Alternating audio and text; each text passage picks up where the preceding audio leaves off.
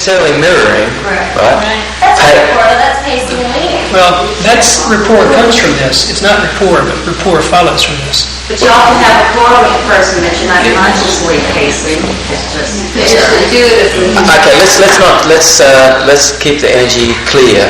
All right, Livy, what did you say?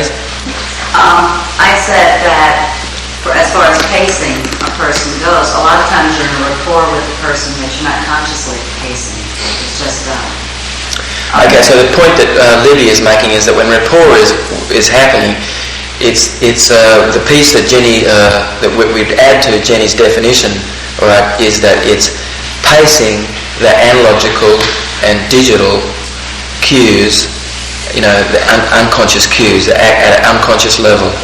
Okay, that's what rapport is. Because when you're doing something at a conscious level, it won't cut it at all. That's why you said last time we were talking about this, that if you define rapport as mirroring, then that could create a situation where somebody thinks that they're mirroring someone that they are in rapport with, and that they just do what they do, and that's not rapport. Simplistic. Exactly. Did everybody get that? Because I'll give you an example if you didn't. Did you get it? Got it. You want me to give you an example anyway of this? Would you like to? All right. Ken doesn't, but I'll do it anyway. Okay. So somebody is angry.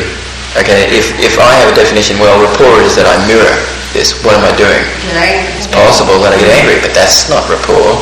No. What would be rapport, Jen? You could notice. You could pace the person's analog. You could sit in their position, but you could be having your own experience. Okay, so what would be a simple way of pacing that? Getting on their level. To breathe like they're breathing. Oh, maybe, but that might be just like, they may be breathing erratic and tensely, and that would be silly. No. You might raise your voice a bit if they're raising their voice. You might. And it's possible that you could do that, but then you might get into an argument. You could just acknowledge it. You could say you're feeling a bit angry. Thank you. This is the reason why I wanted to bring this out, okay? Because with this other way of thinking about getting into rapport, it's possible that somebody becomes like the other person, and that's not rapport, right? How we're talking about rapport.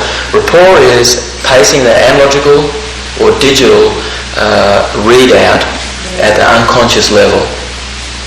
That's really when you have rapport. And so what Jenny said was that you could say, oh, I sense that you're feeling angry about, this or something. Okay, so that's a pace. And the person says, you're damn right, I feel angry, right? But I said, I see that you're feeling angry about, the dent that's in your car or whatever it is. I'm not angry, but I have paced it. Okay. Alright, so pacing can occur. Pacing is actually what enables you to be in rapport. Because without acknowledging, without pacing that, I have this emotion or whatever, certainly when you do pace it, then it's more likely that you have rapport. Okay. Now, one of the things I noticed on the exercise, which you actually were demonstrating, is that in 2 of 3 that we did, that the stuck state involved a loop of internal dialogue and kinesthetic and internal dialogue without exiting visually.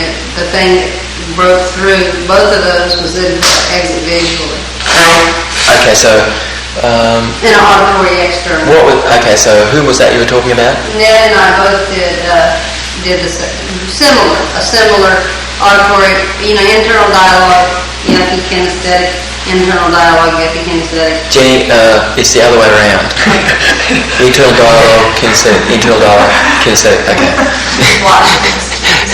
Even though it's involving feelings, right? Every sense is represented in every other sense. Do you know that? What was I saying? Do you know that every sense is represented in every other sense? Yes, every sense is represented in every other sense. Okay, so Terry, you do know. I'm going to ask you a question and you'll easily be able to tell me the answer. You're listening to someone speak and you realise that they're speaking in a kinesthetic voice. How did you know that? How did I know? Yes, hang on to the answer, and I'll ask one more question. You hear someone talking, and you're listening to the sound of their voice, and you realise that they're talking in a visual mode. Okay, what is it that you would hear in the auditory system that would indicate the person was in the kinesthetic mode as opposed to the visual mode? When they were in kinesthetic, they'd be talking stuff, breathing. And when they were in visual, they'd be talking higher pitched and more quickly, maybe doing some other things. Okay, so a kinesthetic person would be talking a bit lower and deeper voice, more spaced out. And in the visual mode, the person would be talking really quick and high. And, okay, so that would be more of a visual mode. And I'm really exaggerating this too. Okay, so I'm going to ask somebody another question, all right, about how each sense is represented in every other sense. Right now, in the feeling sense, all right, how would you know that, in a doing sense, that somebody was doing something, all right?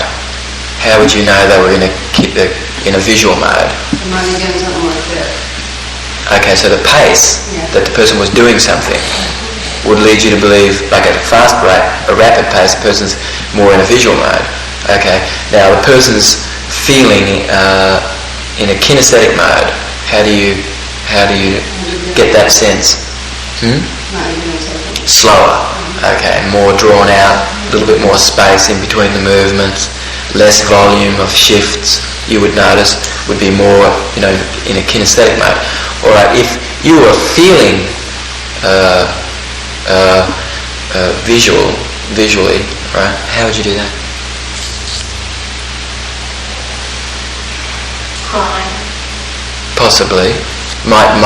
But however, each time that we speak, we give each other our models of the world. Okay.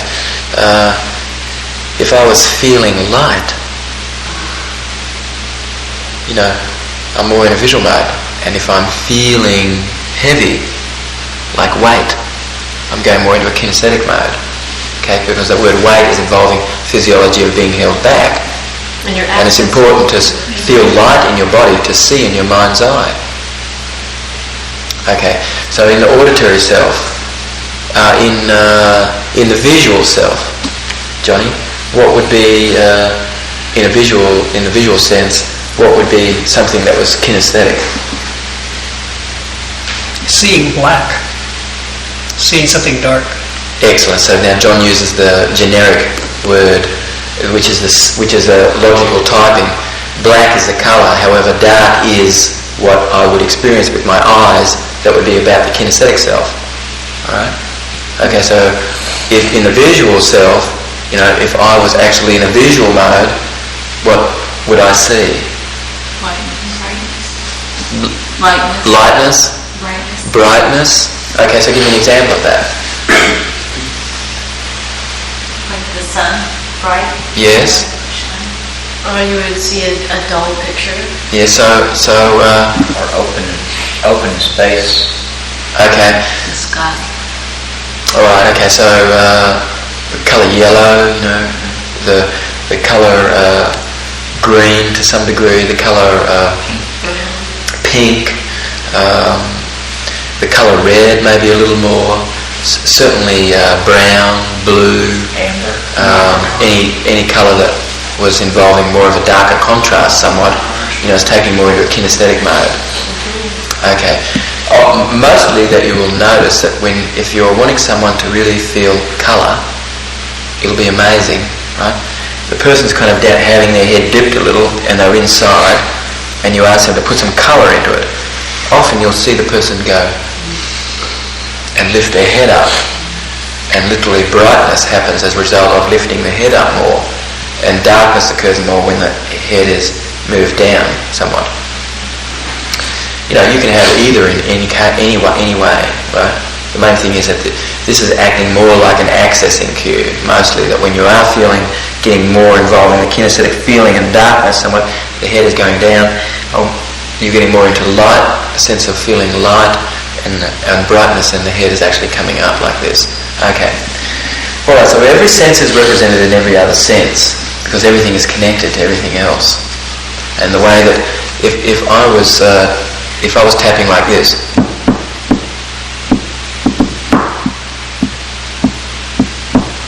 what would you say about that beat? Mainly kinesthetic. Mainly kinesthetic, maybe a little bit of auditory, but mostly kinesthetic. Okay, what about this? Okay, visual. And what about this? Yes, auditory. Okay. So a person that does this all the time.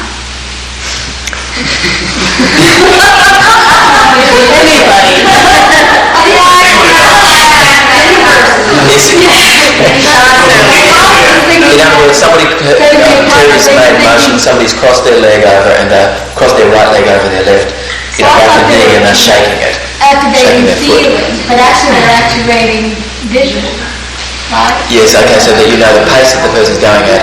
First of all, you know that they're feeling a little shaky and that the pace that they're going at is involving like kind of a visual sense because of the pace. The pace is quite rapid, so it is involving a degree of visual. Because if the pace was more like that, person would be actually involving more, feeling. And something in between is more auditory. Like a person, like myself, I rock. I rock to sleep. I rock myself to sleep. Yes. Okay. So all of us have this ability, right? And what this does is it soothes and creates a calming and creates a pattern which becomes generalized, which creates a coherence. So Annie talked yesterday about picking what's your daughter's name? Liana.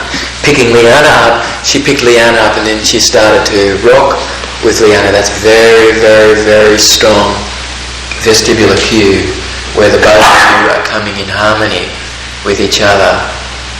So that this is the best way to be in rapport with someone. I mean, it's a strong way, to get in rapport with someone is actually to go through the movements that are similar. Okay. So that was vestibular priming, and the major thing that the movement was creating an integrated coherency. Rather than it being a scatter, it brings it back to something that was involved when you were nurturing self, when you were being nurtured by mum, and she rocked you. Because 3 of us, 5 kids, are rockers. Yeah. Yes. Alright. Okay. Dave, do you suppose that wearing dark sunglasses in, say, driving an activity like that would bring a person more into their feelings? Possibly, yes. It would take out a little bit of the light. Possibly they would be accessing maybe a little more feeling. Yes, because there wouldn't be as much light. I used to wear real triple gray, thick mirror sunglasses. And I loved them because I felt like I could really be myself with the sunglasses on. I don't know why. I could access more myself because I felt like people couldn't see into me, so then I could really be myself. Okay, so that's excellent. You've just got the answer. So actually was going out of visual a little bit, or bringing more feeling component into... Make me feel more myself. Yeah. Okay. Well, any other questions? I have just kind of like a question I think about every now and again. When I eat, when I'm chewing and I'm eating, I often have a tune, that I'm chewing to. And, I'm noticing so much, especially like I'll be like, I've really got a tune there. And then I'll like, I have a tune, no. I'm jumping, and then here comes the tune again, Have a tune is there, you see. The song. Well, I know it's something, doesn't register. Have a tune registers. I always feel like or something, but the tune is really strong. I just wondered about that. Like, is that, I don't know, I guess I'm thinking, is that valuable? Okay, yes it is, because Annie's sharing with us that information is something that she consumes, and that's true. The things that are said to us and the things that we hear about ourselves, and you see a baby that's picking everything up and it's wanting to consume it. And we do consume when somebody says something good to us, that really is something that we're consuming, and it's really giving us energy, actually, like food. Okay. Anything else? I learned from this exercise how nice and flexible visual anchors are. Because in the exercise, we were waiting till the person accesses stuck state. At the very moment we saw them access it, we were putting in the anchor. And if we were doing that with someone in a normal situation, we couldn't run across the room prior to the anchor, but we could do something they could see immediately like this. Or you can wire it to, so that you're just doing this whilst you're with the person and you want them to have their own accessing, to come from their own accessing cue, okay? So then you can, I raised my eyebrows, that was the cue for me to give that to you. That was a feeling of success. And so it is coming from the person's own cue. The main thing is that you are just fitting that, as an operator, you're just fitting the success strategy in to be there, to come from the person's own accessing cue, to come from their internal dialogue or whatever it was. That was, the stuck state was accessed from the accessing cue, how you got to be stuck. Did everybody catch that? Yes, that's very good. Okay. Here again. Okay. It's the stimulus itself, the anchor is usually as strong if the person, fires off their own stimulus. You can teach people to anchor things for themselves. And we are doing that. Out of consciousness, we are doing things like this ourselves. Like for instance, there's somebody who starts to put a smile on their face, or they're imagining an inner smile, it's more likely that it starts to access this physiology. So when somebody brings their hands together like this, or when somebody would nod like this, this is all actually acting as an accessing cue and as an anchor for a state. Okay. Anything else? Alright, we're going to be doing some more things involving anchoring in that, and we wanted to finish. Diana can't come until 2. Okay. So if we want to go on a while, that's great. Alright. Would you like to take now a small 5-minute break, and then we'll come back, because the next piece that we're going to start to get into now is hypnosis and hypnotic technique. Alright, let's. One thing that we may do, maybe tomorrow, is, and I'll just share this with you so that if we don't get to it tomorrow, you'll have heard this, and so it's something maybe you might consider doing, which I think is excellent to do, and that's to elicit a robust resource state, really a robust resource state, right, and get an anchor for that, and then take the person into the future someday, and then find an anchor that will elicit this resource state in the future on that day. So when you arrive at that day and then you see something, all of a sudden it reminds you of the robust resource state. And so you can plan to fit in some robust resource states, in the future, so that when you arrive there on that day, you are feeling this robust resource state actually. Often I do this when somebody's in trance, in an altered state, and then I give them the suggestion to forget all things that they'd love to forget, mostly because I want what occurred in the hypnotic session to kind of be more paced into the unconscious mind, not so much the person's conscious of it, but then if it's happening in the unconscious mind, it'll just arise.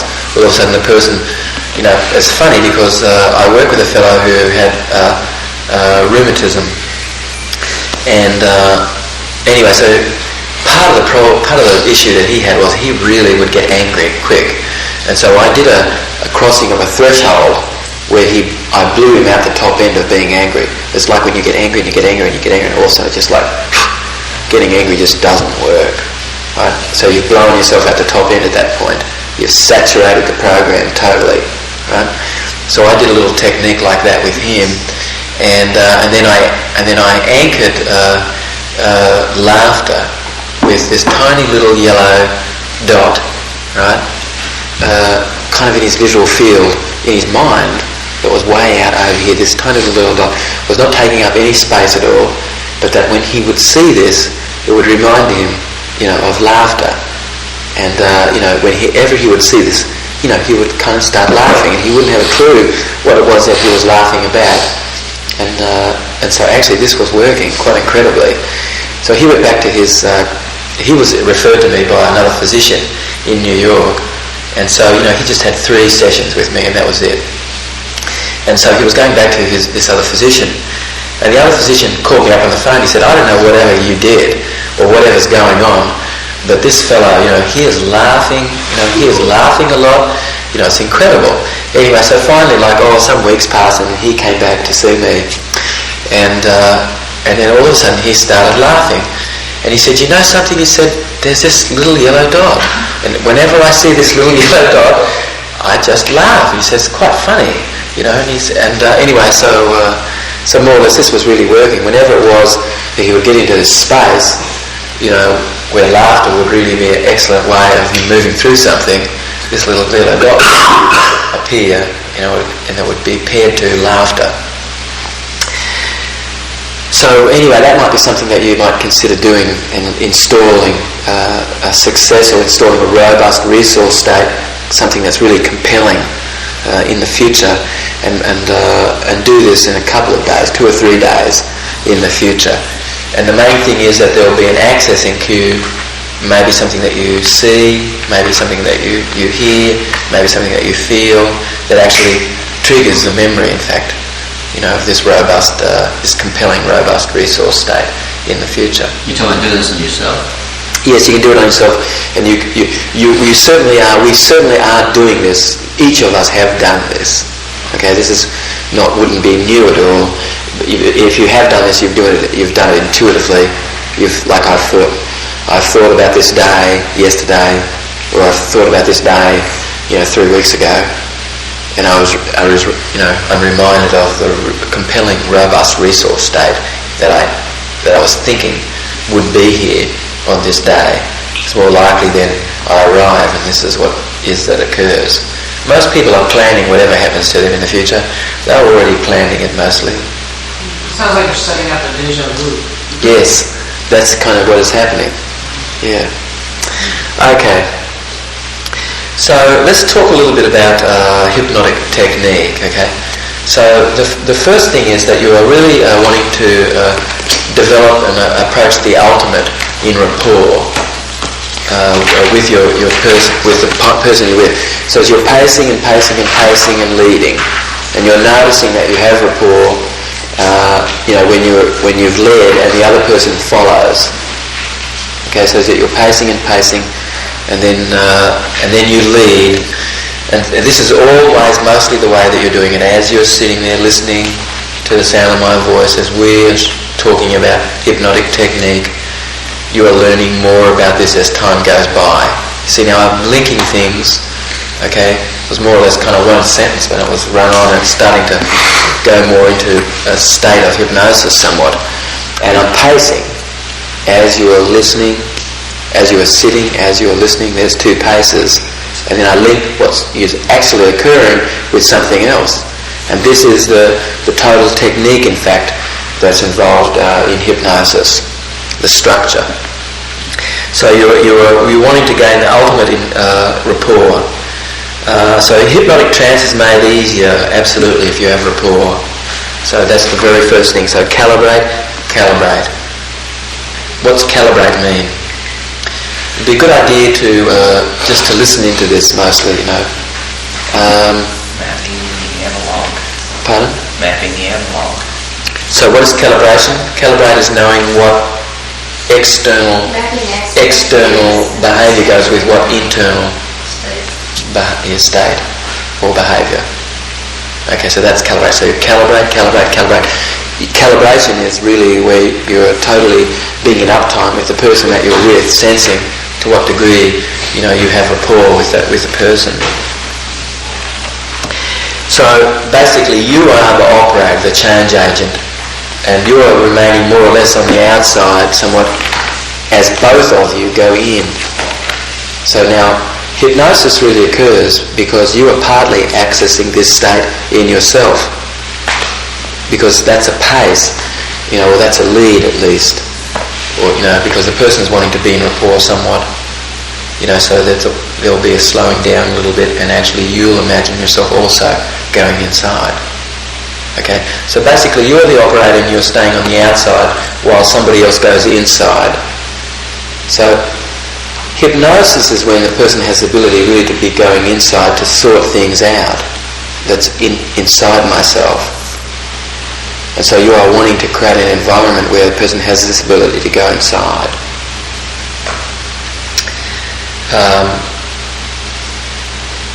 Okay, so you are really, your subject is really accepting you being in this role with confidence, and that you have built rapport up to this level where the person is feeling confident about the process. Sometimes maybe a person has a little bit of aversion to actually going inside. Maybe they're always wanting to come back onto the outside. So then there's a need to reframe something for the person that's about the process. Actually, there may be a need to reframe it. So you may ask, what is it that you are thinking about this state? What do you feel this state is about? And the person says, well, I feel like, somebody on the outside of me will tell me what to do or something, and then I do it or something. And this might be an issue of control, so that you need very much to allow the person to know and to experience that they're in control, and that they're going to do things with their will, and that's absolutely what hypnosis is about. You can't have somebody do something that's against their will. The only way you can have somebody do something is to harness their will. So there's really a need to harness the person's will. So you need to be extra careful and considerate of the other person, because they are placing in your hands, something about themselves. Okay. They're absolutely placing their needs in your hands.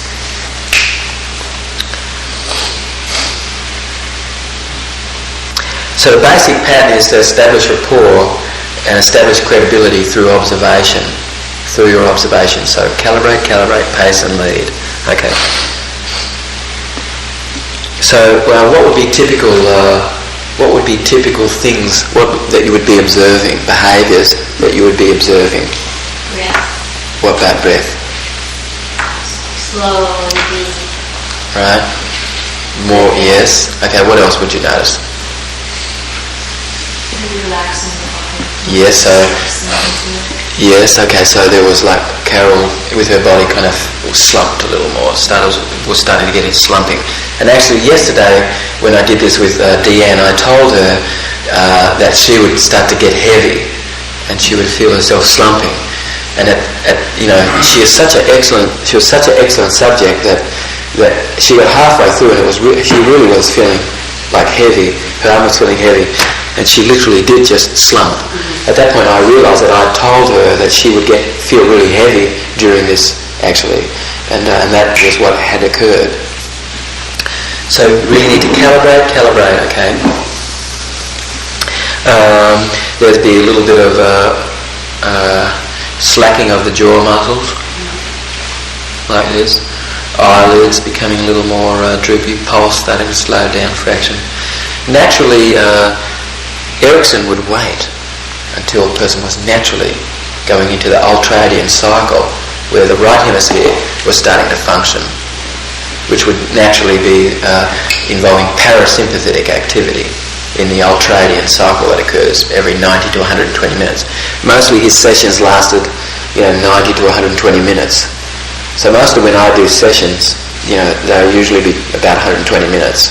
90 to 120 minutes basically is a session. Because mostly within that time frame you are going to get a phase where the person's naturally going inside. So that sometimes he would just wait literally until the person was looking like they were going inside somewhat, and then he would make use of that. So symmetry of the face or relaxation of the face muscles, okay. And so what's something that you would certainly be doing in pacing? You would certainly be wanting to pace the breath of this person. You would want to frame things more or less on the breath, this person's breath out. And there'd want to be a little bit of a pause between the person's breaths in the in the speech, so that your speech is, coming close to, in fact, the rhythm of the breath. Okay. Okay. So how do you use a trance state? We'll just go over some pointers that's involving the use of trance state. First of all, there needs to be an ecological frame. Whatever it is that the person's wanting to do, that needs to be, ecological. Needs to be sound, what the person's doing. So for instance, if somebody came to me and they said to me, I want to feel resourceful, without my wife, okay, I would be automatically considering the ecologicalness of actually doing something like that, doing a process like that with somebody. Because even though the person may want that on some level, I'm sensing inside myself, what is the ecologicalness of doing this, and how would this work, in the way things are with this person, in their relationship. Because if I anchor for this person a state where they're feeling resourceful without their wife, and because that's something that they want at the time, but I've not followed this through totally in my mind. How will this affect this person in their life with their wife? So automatically I would be considering the ecologicalness of it. Somebody who can help, really, this person has learnt to see. For the most part, if you really are able to help someone, you absolutely have the ability to see. You've learnt to see. Because otherwise, mostly you are helping people by what you're modelling. So then you really would want to have an outcome or some kind of objective identification. Go through a phase of that. I'm going to expand upon these in a moment. When you talk about what you just talked about, it raises an issue of ethics. And this is something that psychologists really have to walk a tight line, at least in Minnesota. And that is that they can justify benefiting their client separate from maybe the family. Okay, can't and separate. What is it the person can do as a physician? Well, that's the fine line. And yeah. The confusion, like I have a client who is being brought up on charges because her client, a foster child, lives with this foster mother who is also a client. And she feels that she is working in the best interest of the foster child. According to the mother, it's not in her best interest. However, according to my client and a few other people, it is in the best interest of the foster child. Yet, charges are going to be brought because this woman's pissed off at what this person's done, and they're saying it's unethical by giving this child a sense of independence. All right, giving exercises that create independence. And what you just said brought to mind, what if someone comes to you and says, I want to feel resourceful on my own, rather than saying apart from my wife or separate from my husband or my boss. If you look at it ecologically, are you looking at it ethically as well? Can a person come back later and say, this isn't what happened. What happened is I am really dependent now on my wife. Okay, the very first thing that I would want to be doing was, this is this person's mother, okay, that we're talking about. And myself, in my ability to see, if I was anchoring something that was involving dependence, it would be interdependence that I would be anchoring first for the child, because there's a great pervasiveness out here in our culture where they're wanting to teach you to be independent. And there really isn't anything that's actually independent of anything else. So the kid grows up with ideas that they want to be independent from mum. So I absolutely think that's not ecological. What's ecological is this person's mother. And I would be considerate of the relationship of her being this child's mother. I could never get away from that. This is a role this person's playing. And I think that what anybody ever does, especially with a child, we need to have prudent care as we would a parent, and mostly working with the child, mostly you're going to be wanting to be in rapport with the parents. But sometimes, like for instance, I might say to the child, when mummy does this, just tug on her pants, right, or her skirt, and say, "Do you love me, mummy?" And that may be just enough in the family, in fact, to bring everything back on track. Hopefully, with ethics, you really are searching for the ecologicalness of something, and we've thought it through. It's possible that someone like that occurred did do something that may not be quite ecological. In this case, it certainly has been against, the mother. She feels, her role as mother with this child has maybe have been interfered with. So anyway, I would want to sense that it's resourceful, and that he or she is feeling resourceful about their mother and has the ability to do this. I think that's healthy. I was thinking the ethics when you said if somebody comes in and says, "I want to be resourceful." Now, is the apart from wife implied, or is it requested? That's where the issue of ethics or whatever. If somebody comes in and says, "I want to be more resourceful," I would think that would be, you'd be taking in the ecology of everything, family, work, school, whatever else is there. And if somebody came in and said, "Hey, I want to be resourceful aside from my wife," then is the ecology, ecologically, would you just be saying, I'm not clear with what you really want? Okay, so I would say to the person, "Is it possible sometimes that you're away from your wife?" And the person says, "Yes." And I say, "How are you feeling when you're away from your wife?" And the person says, "I really miss her, and I really enjoy it when she's with me." And so then, so there may be a legitimate reason to feel resourceful, when the person's away. Actually, that might be different to creating a situation where somebody has success anchored, whilst the wife has moved out of the picture. Going through a pattern like that actually then creates that pattern in the person's brain. Or is likely to create that. It doesn't have to. Is that to be ecological, we have to make sure that we see the really big picture. Otherwise, this person might be teaching this child independence because they have some model that that's what is good, instead of seeing the interdependence of all things. So I think that's the key, is that we have to make sure we see the big picture. Yes. So somebody who can help really has learned to see. That's the thing. Okay.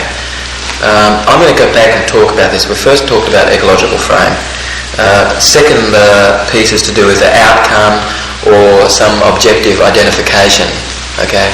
So you're really wanting an outcome. What are you actually going for? So maybe the person's wanting to be able to have a state anchored that's involving their ability to relax, and then for them to be able to anchor their own trance state, or their ability to be able to relax, actually. Okay. And then you're wanting to gather what the resources are. Okay. Then you're wanting to apply the resources to the objective. Then you're again wanting to do an ecological check to see whether there's congruency in how things are fitting. So, for instance, somebody comes to me for smoking cessation, and at this point I've applied all the resources, and now they've got, and I've reframed what the positive intent behind smoking is, which is their ability to relax and their ability to be social, and I've reframed all of this, and then I ask them. I go through various situations that the person has been in. Like now when you're with your husband or when you're with your wife, how do you see yourself? Because if I didn't do that, more than likely this person smokes, when they're with their husband or when they're with their wife, and that smoking has been anchored to the person's ability to be relaxed. Let's see, as much as we can keep the energy here, let's not sap the energy I'm sensing that energy is being sapped at the moment.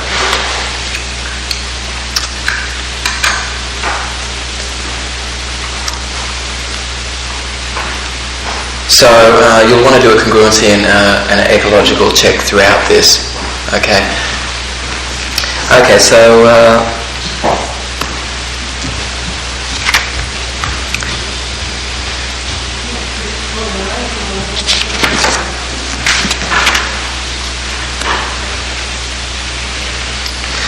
Okay, so breathing, all right. We've talked about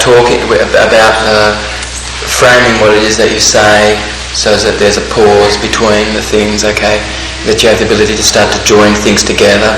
You have the ability to use cause and effect whilst you are sitting there. You have the ability to feel more relaxed, and as each moment goes on, you have the ability to feel yourself relaxing even more.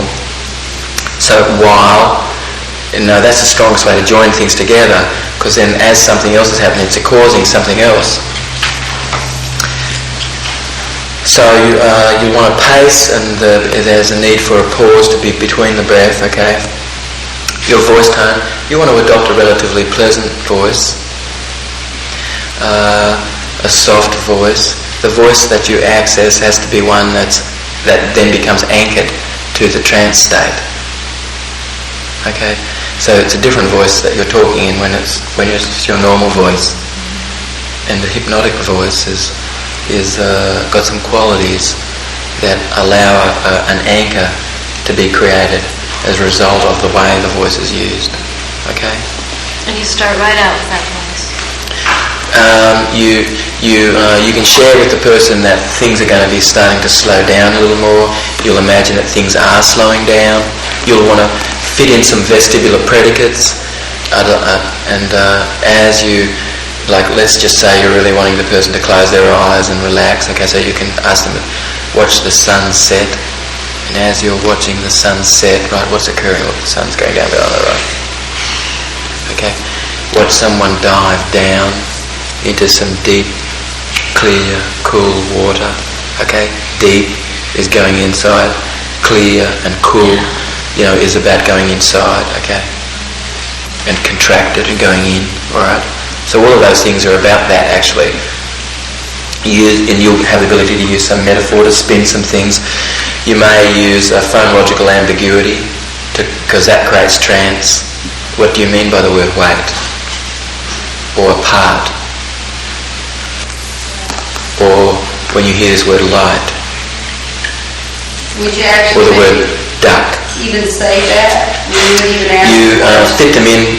fit them in and put them together more or less and fit them in. And also you're using a language like using nominalizations, okay? Because the main thing is you're wanting the person to attach to their ongoing experience what the meaning is, so that they're filling in the blank themselves, okay?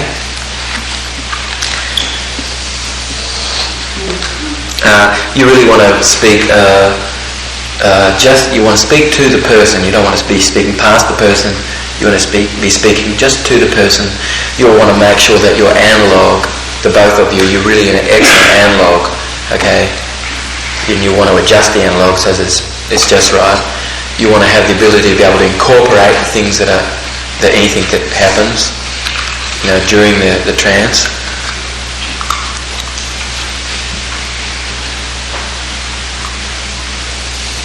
So it's not necessarily having to be a monotone. It really should be more or less a pleasant kind of voice. In the past, maybe people thought that it needed to be monotone, but that's not true. Mostly you're really wanting to have a pleasant voice. So if the phone rings, to incorporate that, or if there's a noise occurs, like a truck goes past, or any muscle movement, like if there's a person swallows, that's kind of a person digesting, assimilating something, and so you can incorporate that, and as you swallowing and your person swallowing, you are coming into a place of having the ability today to assimilate some things that we're building here now, and that we're going to build this base firm, a build a firm base, you know, and we're going to build a structure that will be there, you know, for you. Okay, so incorporate the things that are actually occurring. So